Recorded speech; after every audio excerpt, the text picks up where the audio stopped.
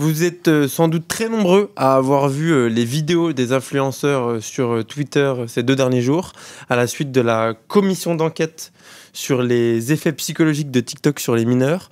Pour ce faire, aujourd'hui, on reçoit Emilio Mellet, journaliste politique à l'Humanité, pour en parler, décortiquer un petit peu cette commission parlementaire et pourquoi elle a été créée, est-ce qu'on peut en ressortir. Emilio, d'abord, c'est quoi cette commission ? Alors déjà, c'est une commission d'enquête qui a été lancée comme chaque groupe parlementaire a le droit. C'est une commission d'enquête parlementaire, donc chaque groupe a le droit à une commission par session parlementaire. Et cette fois, c'est le groupe Renaissance, donc le groupe des macronistes, qui a choisi de créer celle-ci, avec la rapporteure de la commission qui s'appelle Laure Miller, qui est une proche de Gabriel Attal. Et donc ces commissions, c'est des commissions transpartisanes. C'est-à-dire que dans l'Assemblée nationale, tout le monde a des députés, chaque groupe a des députés dans la commission, et ensuite qui interrogent les personnalités qui sont invitées à auditionner. Quand je dis invitées, c'est en fait elles sont obligées de venir, elles ont l'obligation de se présenter devant la représentation nationale et de jurer, de dire la vérité. Sinon, il y a des poursuites qui risquent d'être engagées pour parjure. Donc ça, c'est le point de départ, et c'est Arthur Delaporte, le député socialiste, parce qu'en fait il y a toujours un binôme majorité-opposition, donc puisque le rapporteur c'était la majorité dans l'opposition, donc Arthur Delaporte qui est un député socialiste, qui lui avait fait déjà je crois que c'est une mission d'information sur une proposition de loi avec Stéphane Vogetta, aussi un macroniste, pour mieux encadrer le travail des influenceurs, et donc en toute logique c'est lui qui s'est retrouvé président de cette commission. Donc elle a été lancée il y a quelques mois, les auditions se sont multipliées. Par exemple, avant l'audition dont on va parler, il y avait eu par exemple Hugo Décrypte qui avait été reçu, oui. Et d'autres, il y a des psychologues, etc. Parce que le but c'est d'avoir un éventail d'intervenants qui permettent de mieux se saisir de la problématique, pour mieux la comprendre, et ensuite d'émettre des propositions pour changer les réglementations ou pas. Et donc là, cette commission d'enquête, elle part du point suivant, c'est-à-dire que TikTok, alors les réseaux sociaux, mais particulièrement TikTok, ont explosé ces dernières années. Le Covid a été un accélérateur monumental. Et si on prend, j'ai regardé les chiffres juste avant, TikTok en 2020, c'est 4 millions d'utilisateurs en France. Aujourd'hui, mensuel, on est à 14,9 millions. Donc beaucoup de mineurs, et chaque jour c'est un peu plus de 9 millions de personnes qui se rendent sur TikTok. Donc on voit quand même l'explosion, et donc parmi ces gens, ce que je disais, il y a beaucoup de mineurs qui sont exposés à tout un tas de contenus, parce qu'en fait le problème de TikTok c'est que c'est la jungle. Il y a quelques règles, on le rappelle, c'est un réseau social chinois, TikTok. Après il est réglementé en fonction il y a à peu près 10 ans, qui est réglementé évidemment par les normes européennes, mais est-ce qu'elles sont assez ou pas réglementées, est-ce que le travail de suivi est fait? Voilà, c'est aussi tout ce travail là qui est censé mettre au jour cette commission. Parce que ce TikTok-là, il y a pas mal de pays qui l'ont interdit. Kirghizistan, par exemple, c'est interdit. Il y a pas mal de pays qui ont interdit TikTok sur leur territoire. Les États-Unis avaient pensé aussi à un moment interdire, puis finalement, après, sur des deals industriels, etc. Mais en tout cas, la question se pose, et je ne sais pas si c'est de l'interdiction ou pas. Aujourd'hui, je suis pas sûr que les débats se posent en ces termes, mais en tout cas, pour avoir discuté avec des membres de cette commission, il se trouve que le point de départ de la commission, c'est de mettre en valeur une proposition que Gabriel Attal veut faire, qui est celle de l'interdiction des réseaux sociaux pour les mineurs de moins de 15 ans. Ça, c'était censé être l'objectif de la rapporteure, Laure Miller, qui en fait ne s'en cache quasiment pas, parce qu'elle pose la question à peu près tous les intervenants, est-ce qu'on doit interdire? Donc en fait, ça c'est l'objectif politique de la commission. Ça ne veut pas dire que tout le reste n'est pas intéressant, au contraire. Et en fait, ils se sont fait un peu prendre de vitesse. Parce que Macron, après le meurtre de mardi, à Nogent, tout à fait, a déjà annoncé qu'il voulait interdire les réseaux sociaux aux moins de 15 ans. Mais le problème, c'est que pour l'instant, on manque d'éléments sur lesquels se baser réellement, sur est-ce que c'est vraiment utile pour légitimer ou non voilà. Cette décision. Avant qu'on parte plus loin, je voulais quand même qu'on regarde 2-3 extraits, parce que c'est quand même 2 mondes qui n'ont absolument rien à voir et qui se rencontrent. On a assisté à des séquences qui, à mon sens, mémorables. Je ne sais pas si vous avez eu la chance d'en regarder un petit peu dans le chat, mais c'était quand même assez drôle. Et désolant. Vous disiez des pranks. Est-ce que vous pourriez expliquer un peu ce en quoi ça consiste? Alors, pas de son. Des pranks. Ou blague. En décembre, je suis allé en Thaïlande. Je sais pas, peut-être que ça va vous faire rigoler. Moi, ça m'a fait beaucoup rire et ça a fait rire beaucoup de gens. En étant créateur de contenu pour adultes, j'ai visité un espace où il y avait des éléphants. Donc j'ai pris une vidéo avec un éléphant et j'ai dit un concurrent sérieux, avec la métaphore de la trompe. Voilà. Ça vous fait rire, monsieur? C'est marrant. Mais je peux comprendre que des gens n'apprécient pas. Encore une fois, je faisais du basket. Je faisais des shoots à 3 points. Et j'ai mis en commentaire, on vise le trou avec respect. Donc, un majeur peut sûrement rigoler, comme monsieur, et un mineur va voir un mec, tout simplement, qui joue au basket. Donc c'est toujours de l'autodérision, c'est toujours du fun, mais je peux comprendre que des gens ne soient pas attirés par mon contenu. Et je respecte. Si on continue. Donc ça c'est le premier, c'est Adé Laurent. C'est Adé Laurent qui fait du basket Et des films pour adultes. et des films pour adultes, acteur pornographique présenté comme tel. Il faut rappeler peut-être le profil des... parce que là on en a un, Oui. en tout cas ils étaient 5, ça s'est passé le 10 juin, donc ils ont été auditionnés, donc je le rappelle, ils étaient obligés de venir et de dire la vérité, rien que la vérité. Ils étaient 5, donc il y avait le fameux Adé Laurent, créateur de contenu pour adultes, accusé de viol. Dont plusieurs des comptes sur les réseaux sociaux avaient été supprimés à la demande de la ministre de l'égalité Aurore entre Berger. les hommes et les femmes et les hommes, Aurore Berger, tout à fait. Son compte TikTok a été supprimé au mois de mai, en tout cas suspendu. Et après, il y a plusieurs. Il est présent sur plusieurs plateformes. Il y a eu aussi également, on en parlera, Alexis Chenz, qui est lui quelqu'un qui se décrit comme un coach en séduction, en fait, qui est un masculiniste. On a aussi un mec qui s'appelle Nasdas, qui est aussi un influenceur. J'ai du mal à le qualifier. C'est un influenceur sur Snapchat. Voilà, il a 9 millions d'abonnés sur Snapchat. Ouais. C'est phénoménal. Et en gros, lui, parce que du coup, je regarde un peu, je me tiens au fait. Il y a beaucoup de jeunes qui se retrouvent dans une même maison et ils filment en mode télé-réalité. Là, il s'est mis sur Twitch, il s'est fait ban instantanément parce qu'il y a une gamine qui avait montré sa poitrine. Et du coup, il continue sur Snapchat, c'est ce qu'il fait sur Snapchat. Ouais, et extrêmement il fait vivre les gens, sexiste. c'est extrêmement sexiste. C'est ce qui est ressorti des échanges. Et il y en avait un couple d'influenceurs, Manon et Julien Tanti, qui aujourd'hui vivent à Dubaï, qui sont très présents notamment sur Instagram, eux, et ils sont connus pour avoir fait les Marseillais. Oui. Et donc, pourquoi ces 5 personnes-là? Parce qu'on peut se dire, des influenceurs, on en voit tellement. Toi et moi, on est sur TikTok, on les voit passer. Et en fait, on pourra recevoir à l'Assemblée nationale des dizaines et des dizaines. Pourquoi cela? Et ben parce qu'en fait, la commission elle a organisé une consultation. Auparavant, ils ont demandé aux utilisateurs des réseaux sociaux quels sont les contenus, en tout cas les influenceurs qui produisent des contenus qui vous choquent le plus. Il y a eu 30 000 réponses, quand même, c'est pas rien. Et sur les 30 000 réponses, les noms qui sont les plus ressortis, ce sont ces 5-là.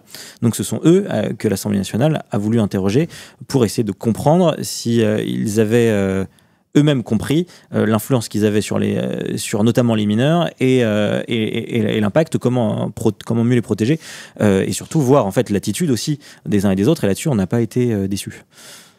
Oui, on peut même en regarder une deuxième si tu veux. Un cadeau. Oui, cadeau là. Tu peux remettre le casque si tu veux écouter. Bon, moi celle-là c'est une de mes préférées aussi. Nasdas qui est coupable. J'ai déjà partagé du trading. Je le dis, je plaide coupable.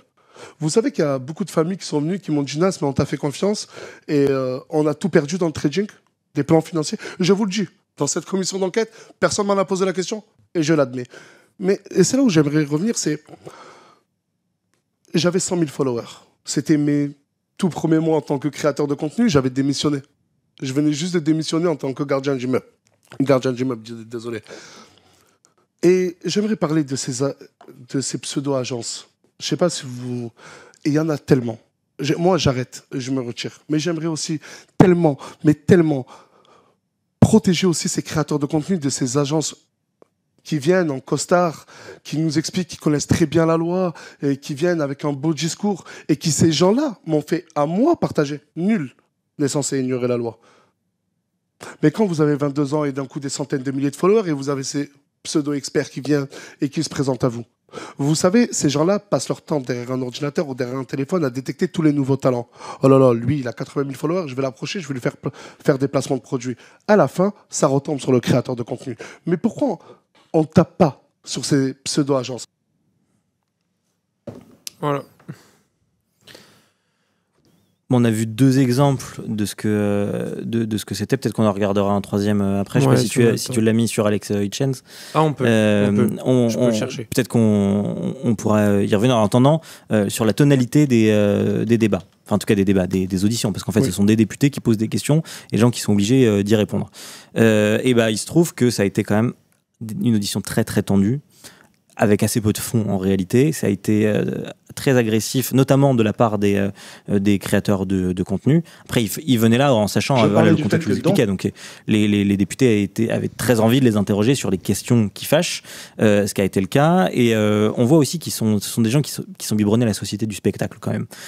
Que pour eux, c'était une autre forme de théâtre et que tout ça pourrait être utile aussi à leur business model d'influence. Et ils s'en sont servis, puisque après être passé en commission d'enquête, la plupart ont fait des lives le soir pour revenir dessus et réacter un peu ce qu'ils avaient raconté. Donc ils s'en servent aussi pour créer du contenu finalement. Et d'autres même s'en sont saisis, parce que on en parlait en préparant l'émission avec PA, et moi je suis allé voir rapidement ce qui s'était passé sur TikTok. Et en fait, la façon dont TikTok s'est servi, ou en tout cas regarde la commission d'enquête avec des extraits qui ont énormément tourné, elle traduit aussi le logiciel de ces personnes-là. Par exemple, ça a été la façon de présenter les choses, c'est regarder comment Alex Hitchens détruit tel député, ou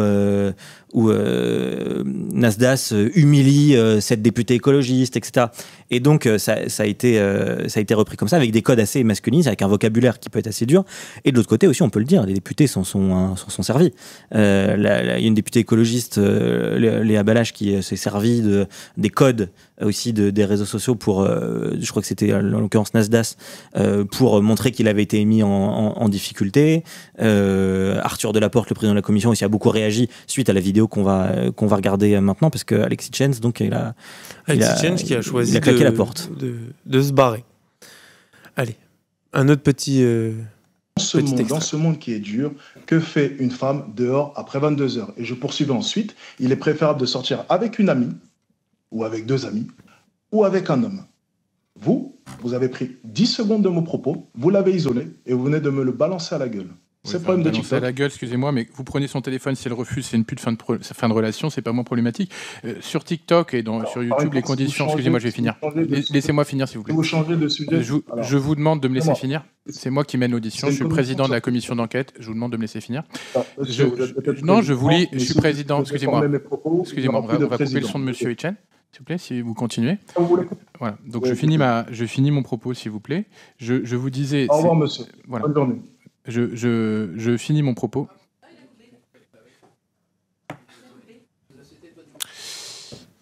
Bon, donc il est 16h24. Finalement, c'est quoi le pire? C'est de raccrocher en direct ou de ne pas venir comme Sterling? C'est à peu près pareil. C'est à peu près pareil. Non, en soi, il était venu, donc je pense qu'il risque un peu moins. Pour l'instant, les suites judiciaires n'ont pas été déterminées. Il risque 2 ans d'emprisonnement et 7 500 € d'amende quand même pour ça. L'audition devait durer 45 minutes, finalement, elle n'a duré que 20 parce qu'il a décidé qu'il n'aimait pas les questions et donc il s'est barré. C'est quand même compliqué de voir ces influenceurs interroger et en fait faire des refus d'obstacles quand même, parce qu'il y a quand même, qu'on se le dise, c'est un enjeu démocratique aussi. Ce qui se passe, c'est pas simplement dans les murs de l'Assemblée nationale, c'est ce qui se passe sur les réseaux sociaux, ça rentre dans la tête des gens. C'est des choses qui sont martelées. Les messages masculins d'Alex Hitchens, par exemple, ça rentre dans les... En tout cas, ça risque de rentrer dans les têtes quand c'est martelé, parce qu'il est loin d'être le seul. Adé Laurent, c'est la même chose. Il y a quand même du vocabulaire extrêmement dégradant. Pour certains, c'est des propos à caractère raciste, sexiste, xénophobe. Et en fait, il y a un moment, c'est comment on contraint ces gens à respecter la loi. Parce que le problème en plus, c'est que ces personnes qui viennent et qui tiennent ce discours, je pense à Adé Laurent, je pense à Alex Hitchens, ils sont suivis par des milliers, voire des millions de personnes. Et ça pose aussi la question de ces gens-là sont des exemples.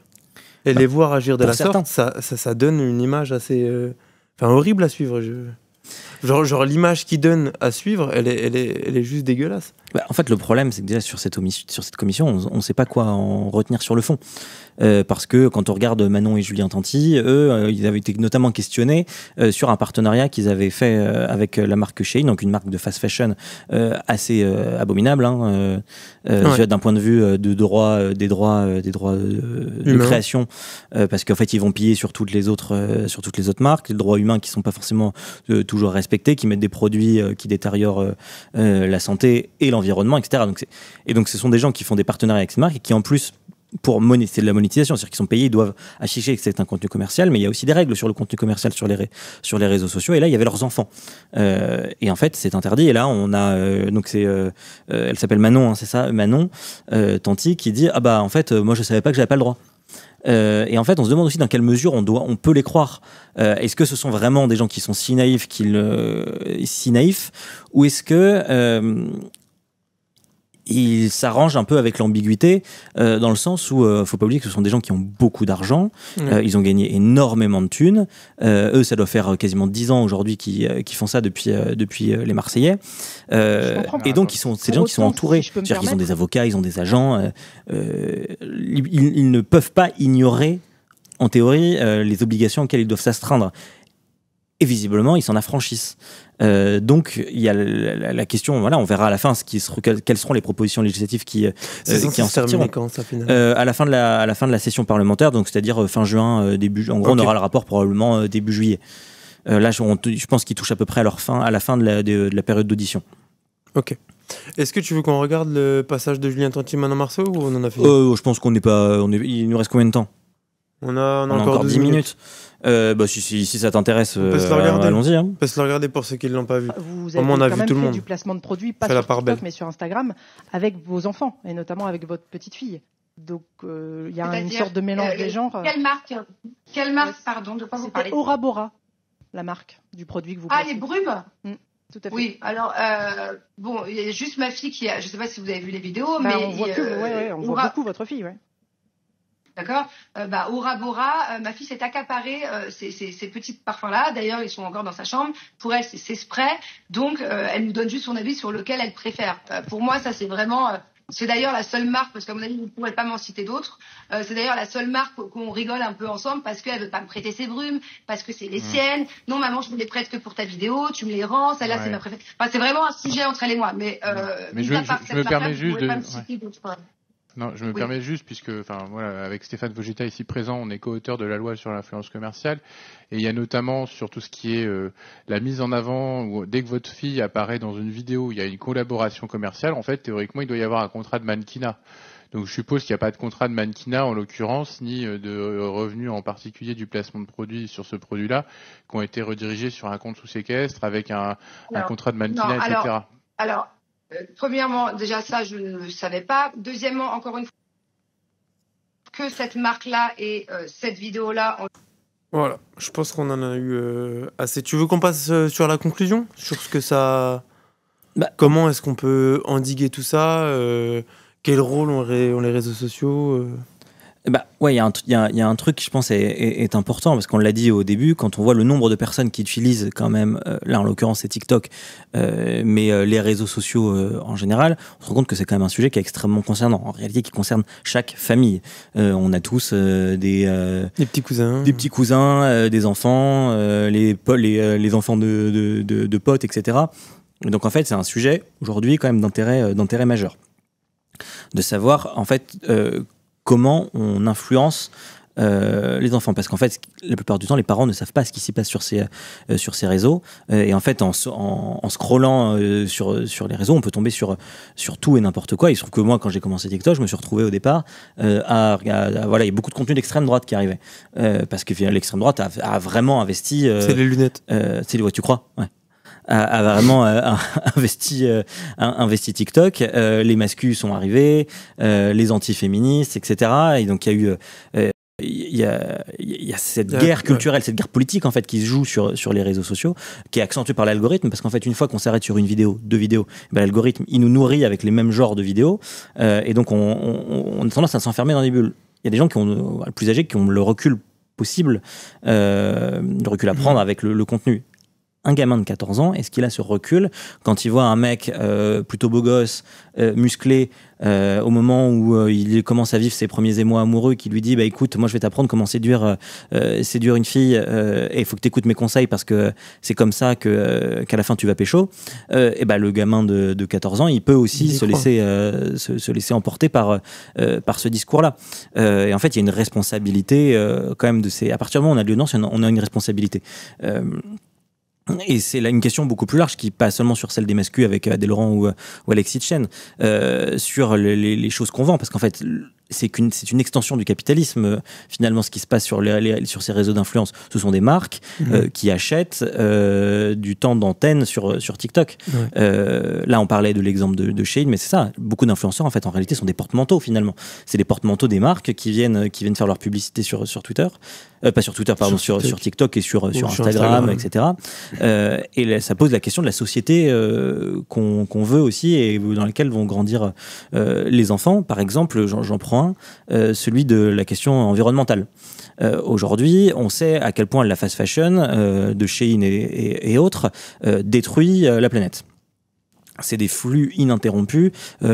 Tu parlais d'accident Backseat, on a reçu Amélie de Montchalin qui est la ministre des Comptes publics. Elle nous disait que chaque jour, il y avait 600 aviocargos qui partaient de Chine pour dispatcher les produits de Temu, Shein et compagnie. Produits qui sont de très mauvaise qualité, qui se cassent en deux, et qui en fait coûtent pas cher, et donc les gens en achètent parce qu'il y a des gens qui n'ont pas les moyens, attention, c'est bon, on peut pas, voilà, mais en tout cas c'est la conséquence, et donc ça ravage la planète et ça donne l'image à des jeunes ados que en fait on peut changer de fringue tout le temps, que en fait la mode, les effets de mode c'est pas grave et que ça a pas d'impact. Pareil sur la question des vacances. Quand on regarde aujourd'hui TikTok, on a l'impression que qu'est-ce que c'est des vacances réussies? C'est les vacances qui sont à l'autre bout du monde sur une plage paradisiaque, parce qu'en fait des compagnies aériennes ou des pays, parce que l'Arabie Saoudite par exemple, c'est un exemple parmi d'autres, payent des influenceurs pour venir et faire la pub pour leur pays ou leur compagnie. Et donc en fait tout ça c'est Inception en fait. On plante des graines dans la tête de gamins qui en fait au bout d'un moment peuvent grandir ou ne pas grandir, mais en tout cas ça compte. Est-ce que ça crée, c'est que de plus en plus de gamins aujourd'hui leur seul objectif et rêve c'est de devenir influenceur. C'est devenu un métier à part entière en fait. Alors qu'en vrai ça ne l'est pas. En tout cas si ça l'est, il n'est pas suffisamment encadré. Là, on l'a dit, il y a des règles, par exemple, les collaborations commerciales doivent être mentionnées absolument dans la description de la vidéo. Voilà. Ça se fait de plus en plus quand même. C'est une obligation de toute façon. Ça se fait de plus en plus, mais il y a parfois quelques manquements quand même. Là, on l'a vu encore avec l'exemple des brumes de bébés. Ouais. Donc voilà. Ouais. Donc la commission d'enquête, elle aura au moins de ça d'utile, peut-être d'émettre des propositions. Je suis pas sûr qu'ils soient d'accord à la fin, entre le président socialiste et la députée Renaissance qui de toute façon voulait interdire pour les moins de 15 ans. Peut-être qu'il y a d'autres choses à trouver. Il y a d'autres députés qui sont présents. On en a vu là, mais dans les auditions, il y en avait d'autres. Et on verra à la fin ce qui ressort.